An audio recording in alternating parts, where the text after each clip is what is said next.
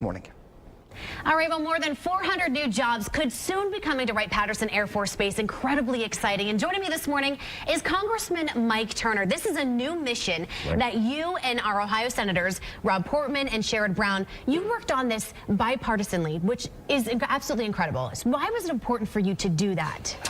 Well, I mean, obviously, Wright-Patterson Air Force Base is an anchor in our economy. But this decision-making of putting this mission at Wright-Pat was so incredibly important because it's the continuation of the F-35 program, and it is a new mission to Wright-Patterson Air Force Base, but it's very similar to what Wright-Pat has done before.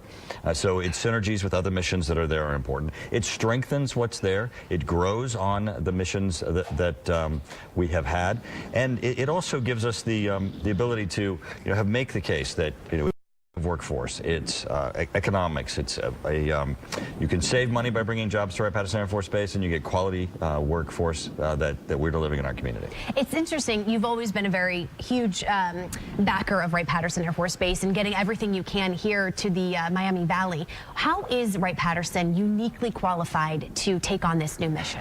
Well, when I was speaking to the Secretary of the Air Force yesterday, she said that availability of workforce was the big issue. We're science and technology and research and development.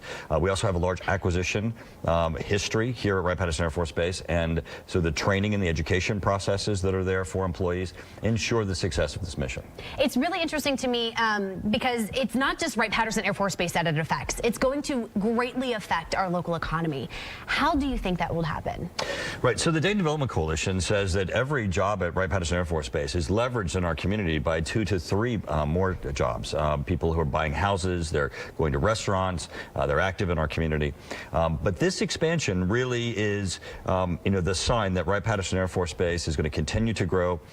We worked on a bipartisan basis, as you said, because we really have a great story to tell, and we needed to run this ball as a team. And we did it on the congressional level, and we did it on the state level. You and I were talking earlier that even Jim Butler and Rick Perales pushed legislation through the House on the state side that the state of Ohio, that the Secretary of the Air Force had requested that they push, that gives men and women in uniform and their spouses a greater access to licensure to get jobs when they're transferred here.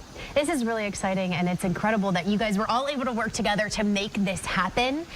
So congratulations on that, because it's a very big deal for the local economy here and the Miami Valley. But I do want to change gears just for a moment, Congressman, because this morning starts the funeral for President George H.W. Bush, and I know that you met him, and I know that you adored him. So if there's a message out there from the Bush family this morning. Well, yesterday we were paying respects to George Bush at the Capitol. And of course, today is his state funeral.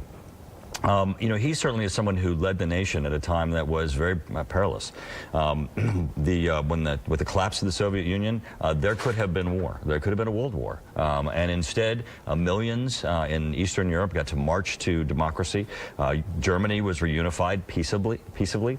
The fact that he was able to guide not only our nation but the world to what we have today of nations that were able to have self-determination, I think is an unbelievable legacy. Thank you so much. We really appreciate you being here this morning, Congressman, and congratulations again. Very exciting, and very exciting for Wright-Pat.